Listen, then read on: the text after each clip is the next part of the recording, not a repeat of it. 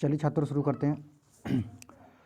Class 12th की first chapter का आपका है आवृतबीजी पुष्प की संरचना, जो कि आपका पहला चैप्टर दिया है 12th क्लास का बायोलॉजी का कि पुष्पीय पादपों में लैंगिक जनन।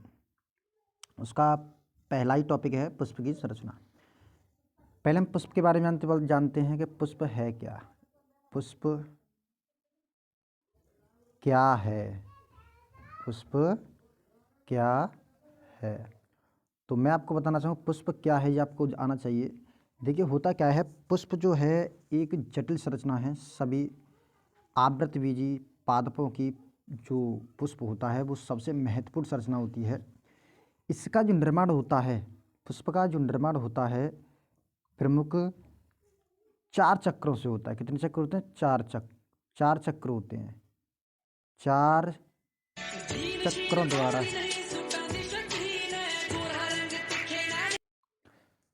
जो पुष्प की संरचना होती है वो प्रमुख 4 चक्रों से मिलकर बनी होती है। जैसे कि मैंने आपको बताया 4 चक्र होते हैं। चक्र, पहला चक्र होता है दलपुंज, दूसरा चक्र होता है बाह्य दलपुंज, तीसरा होता है जायांग, कह सकते हैं स्त्रीकेसर, चौथा होता है पुंकेसर। ठीक है, ये प्रमुख 4 चक्र होते हैं जिसके द्वारा आपके पुष्प का निर्माण होता है। चलिए आगे चलते हैं। और दूसरी बात बताते हैं, प्राचीन काल से ही संबंध क्या है। जो संबंध है मनुष्य में, प्राचीन काल से ही मनुष्य और पुष्प का गहन संबंध रहा है, जिसको मनुष्य ने औषधि के रूप में उपयोग किया है, आभूषण के रूप में किया है, तीसरा स्नेह के तौर पर पुष्प को क्या किया है, उसने मनुष्य ने अपनाया है। ठीक है, ये मनुष्य और पुष्प के बीच की आपसी क्या था, संबंध था। ये पूछा जाता है कि मनुष्य और पुष्प के बीच में कैसा संबंध है, तो आप कह सकते हैं मनुष्य और पुष्प के बीच में गहन संबंध रहा है, जिसको मनुष्य ने अपनी आवश्यकता अनुसार ढाला है या उपयोग में लिया है। अब चलिए चलते हैं आगे। हम अब आगे चलते हैं, पुष्प की संरचना को देखते हैं। ठीक है, पुष्प के बारे में जानते हैं। तो देखिए हम बनाते हैं एक आवृतबीजी पुष्प की अनुप्रस्थ काट। तो देखिए हम स्टार्ट करते हैं कि आवृतबीजी पुष्प की अनुप्रस्थ काट क्या होती है, ये हम करते हैं इसकी शुरुआत। ठीक है, ये इसका है वर्तिकाग्र, ये हम इसका बना रहे हैं। सॉरी, थोड़ा इसको मैं थोड़ा साफ करता हूँ, दोबारा बनाता हूँ। ये है इसकी अनुप्रस्थ काट, बनाता हूँ मैं पुष्प की अनुप्रस्थ काट। ठीक है, ये इसका मैं बना रहा हूँ अंडाशय। ठीक है, ये मैंने बना दिया इसके परागकोश। मैं पुष्प की अनुप्रस्थ काट बनाने की कोशिश कर रहा हूँ, आप देख रहे हैं ये पुष्प है। चलिए अब मैं आपको बताता हूँ, ये जो ऊपर का पार्ट होता है ये इसके पुष्प का होता है वर्तिकाग्र। क्या होता है? वर्तिकाग्र। ठीक है, ये यहाँ पर होते हैं, ये होते हैं तंतु। क्या होते हैं? तंतु। ये इसके ऊपर का जो भाग होता है इसको बोलते हैं परागकोश। क्या बोलते हैं? परागकोश। ये पुष्प के भाग हैं परागकोश, इसको बोलते हैं पंखुड़ी। क्या बोलते हैं? पंखुड़ी। ये इसका है अंडाशय। पुष्प का क्या है? अंडाशय। और ये इसका है पुष्पासन। क्या है? पुष्पासन। ये पुष्प के जो भाग हैं, महत्वपूर्ण भाग हैं, जो आपके पेपर में हर साल पूछे जाते हैं। ये आप देख रहे हैं पुष्प का। अब आगे चलते हैं कि अब आप देखिए, अब हम इनके बारे में जानेंगे। ठीक है, ये अंडाशय होते हैं, पंखुड़ी होती है, और ये इसमें और रह गया अभी, ये इसका एक और भाग है, ये वाला जो है ये इसकी पराग नलिका। क्या है? पराग नलिका। क्या है? पराग नलिका। तो चलिए अब हम इसको आगे चलते हैं और इनको दोबारा स्पष्ट करते हैं, इनके भागों को स्पष्ट करते हैं। ये इसकी क्या है? पराग नलिका है। अब आगे चलते हैं तो देखिए, जो पुष्प के अब आते हैं पुष्प के प्रमुख भाग। पुष्प सॉरी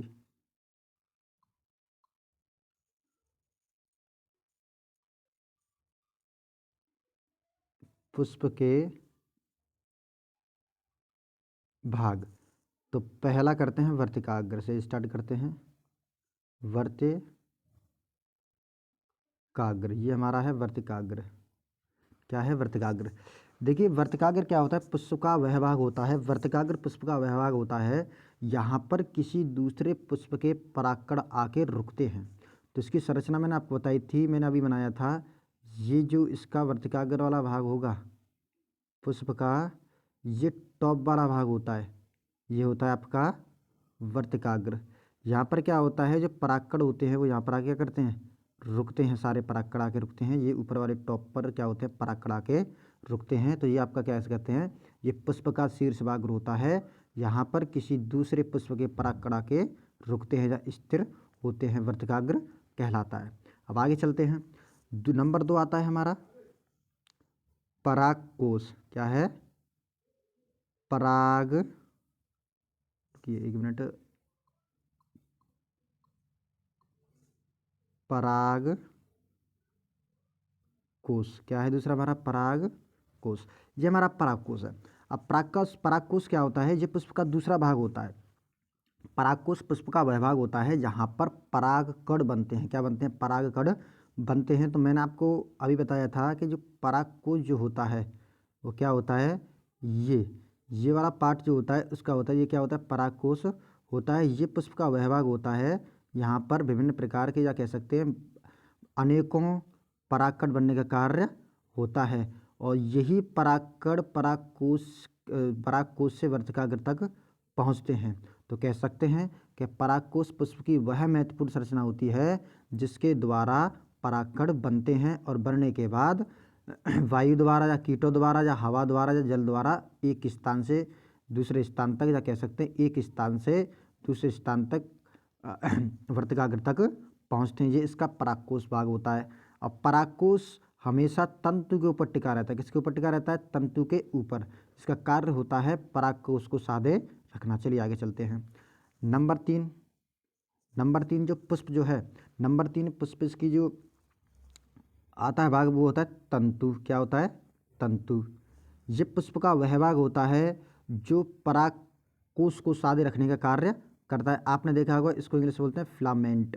ठीक है, ये क्या होता है, ये पराग नलिका जो होती है उसके ऊपर जुड़े रहते हैं। ये आपने देखा होगा, गुड़हल के फूल में देखा होगा आपने, ये वाले होते हैं, ये जो होता है तंतु होते हैं। इनका जो कार्य होता है वो परागकोश को सादे रखना होता है और इनको संतुलित बनाए रखना होता है, जिसके द्वारा परागकोश है वो आसानी से परागकणों का निर्माण कर सके और जिससे वह इधर उधर ना भागे, या फिर कह सकते इधर से इनमें हलचल ना मचे। इसीलिए इनमें परागकोश परागकोश नहीं, तंतु उपस्थित होते हैं जो इन परागकोशों को साधने का कार्य करते हैं। तो ये इसका आपका तंतु हुआ। नेक्स्ट चलते हैं नंबर 4 आपका इसका। अब हम चलते हैं इसके आगे, पराग नलिका। क्या है? पराग नली ये पराग नलिका। क्या है? पराग नलिका। ठीक है। अब पराग नलिका क्या होती है, मैंने आपको पहले बताया था। ये पराग नलिका जो होती है पुष्प की वह संरचना होती है जिसके द्वारा वर्तिकाग्र पर आए हुए पुष्प, जिसके द्वारा वर्तिकाग्र पर आए हुए पुष्प क्या करते हैं, अंडाशय तक पहुंचते हैं। पराग नलिका कहला जाती है। देखिए ये आप देखिए, ये लाइन जो खींच रहा हूँ मैं, ये जिसकी पराग नलिका होती है। तो आप पराग नलिका को कैसे स्पष्ट कर सकते हैं? पराग नलिका वह धागेनुमा सरल संरचना होती है या सीधी संरचना होती है जिसके द्वारा परागकण वर्तिकाग्र से अंडाशय तक पहुंचते हैं। तो क्या कहलाती है? पराग नलिका कहलाती है। ये निषेचन होने के बाद ये सब सारी जो पुष्प के भाग हैं वो सब सूखने लगते हैं। तो ये आपकी हुई पराग नलिका। चलिए आगे चलते हैं। अब हमारा क्या है? अंडाशय। क्या है? अंडाशय। ये आपका है अंडाशय। ये अंडाशय पुष्प का वह आधार में स्थित उभरा हुआ भाग होता है यहाँ पर पराग नलिका द्वारा लाए गए अंडाणु, या कहते हैं लाए गए परागकण स्थित होते हैं। तो आप देखिए जो एक आवृतबीजी पुष्प होता है उसकी जो अंडाशय होता है वो क्या होता है, वो आधार में स्थित रहता है पुष्पासन के ऊपर। आपने देखा होगा मैंने डायग्राम बनाया था, इसके ऊपर तंतु होते हैं, जो परागनलिका होती है, अंडाशय होते हैं। इनमें हजारों की संख्या में क्या होते हैं, परागकण निहित होते हैं। तो कह सकते हैं ये आपका है पराग कोश और ये ऊपर आपकी है पराग नलिका। तो कह सकते हैं अंडाशय पुष्प का वह महत्वपूर्ण भाग होता है जिसके द्वारा सभी पुष्प या जिसके द्वारा सभी अंडों को संचित किया जाता है। किसमें, और यही अंडाशय आगे चल के किसका रूप लेता है, फल या बीज का निर्माण करता है या रूप ले लेता है। कह सकते हैं अंडाशय जो होता है वो निषेचन का अंतिम परिणाम होता है। ये आपका अंडाशय हो गया। चलिए नेक्स्ट पार्ट लेके चलते हैं इसका। अब उसके बाद हमारा आता है पुष्पासन। क्या आता है, पुष्पासन। ये क्या है, पुष्पासन। ठीक है, इसको हम दलपुंज या बाह्य दलपुंज के नाम से जान सकते हैं। पुष्पासन का मतलब क्या है, पुष्प का वह भाग जिस पर पंखुड़ी अंडाशय, ठीक है, क्या है, पुष्प का वह भाग जिस पर पंखुड़ी अंडाशय परागकोश जैसे भाग क्या होते हैं, रुके रहते हैं या स्थित होते हैं, पुष्पासन कहलाता है। पुष्पासन हम कह सकते हैं, देखिए ये हमारा एक आया है अंडाशय। इसके ऊपर आपने देखा होगा कुछ ऐसे एक हरा कलर का, एक ग्रीन कलर का एक भाग सा रहता है जिस पर ये वाला भाग होता है। इसकी दो पंखुड़ियाँ ऐसे जाती हैं, फिर उसके बाद चलती हैं इसकी पंखुड़ी चलती हैं, ठीक है। उसके बाद परागकोश, ये आपका अंडाशय हुआ। ये वाला भाग जो होता है वो पुष्पासन होता है। पुष्पासन क्यों होता है, क्योंकि ये पुष्प का वह भाग होता है जहाँ पर पुष्प अपने आप को सादे या कह सकते हैं पुष्प का यह भाग होता है यहाँ पर अंडाशय जो होता है वो इस पर बैठा रहता है या पर स्थित रहता है, वो पुष्पासन कहलाता है। ये इसका महत्वपूर्ण भाग होता है पुष्पासन। ठीक है, चलिए नेक्स्ट एक और चलते हैं। और दूसरा हमारा पंखुड़ी। क्या है, पंखुड़ियाँ। ठीक है, पंखुड़ियाँ।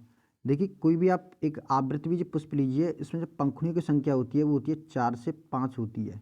ठीक है, पंखुड़ियों की संख्या क्या होती है, 4 से 5 होती है। अब 4 से 5 क्यों होती है, क्योंकि जो पुष्प होते हैं इनका जो कार्य होता है, पंखुड़ियों का कार्य होना है उनका होता है आकर्षण का केंद्र होता है। ये किसका होता है, आकर्षण का केंद्र। जब पंखुड़ियाँ जो होती है वो आकर्षण का केंद्र होता है। अगर पंखुड़ियाँ सुंदर नहीं होंगी तो ये कीट पतंगों और मनुष्य को अपनी तरफ आकर्षित नहीं करेंगी। तो इसीलिए नेचर ने हर एक पुष्प की पंखुड़ी को बहुत आकर्षित बनाया है, जिसे देखकर हर एक व्यक्ति, कीट पतंगे इत्यादि जीव उनको देखकर आकर्षित होते हैं और उन पर स्थित परागकणों को एक स्थान से दूसरे स्थान तक पहुंचाने का कार्य करते हैं। तो देखिए आज मैंने आपका 6 नंबर का क्वेश्चन आता है, कभी 6 नंबर का कभी 5 नंबर का क्वेश्चन आता है जो हर साल आपके बोर्ड्स में पूछा जाता है, जो आपके बोर्ड्स के लिए कुछ ज़्यादा ही महत्वपूर्ण होता है। अब मैं आगे वाली वीडियो में परागण व निषेचन को मैं परिभाषित करूंगा और उसके भागों किस प्रकार परागण आगे कुशलतापूर्वक चलता है और किन पौधों में स्वपरागण होता है, किन पौधों पर परागण होता है, इनके बारे में जानेंगे। आपको ये वीडियो कैसी लगी कमेंट करें। ठीक है, अब मैं आपसे एक क्वेश्चन देता हूँ, आपके लिए प्रश्न है। पहला प्रश्न क्या है, पुष्प के कोई 4 भाग लिखो। ठीक है, नंबर 2, ठीक है, अंडाशय क्या है, अंडाशय क्या है। ये आपके क्वेश्चन है, होमवर्क के तौर पर आप इन्हें घर से आराम से करिएगा। Thank you.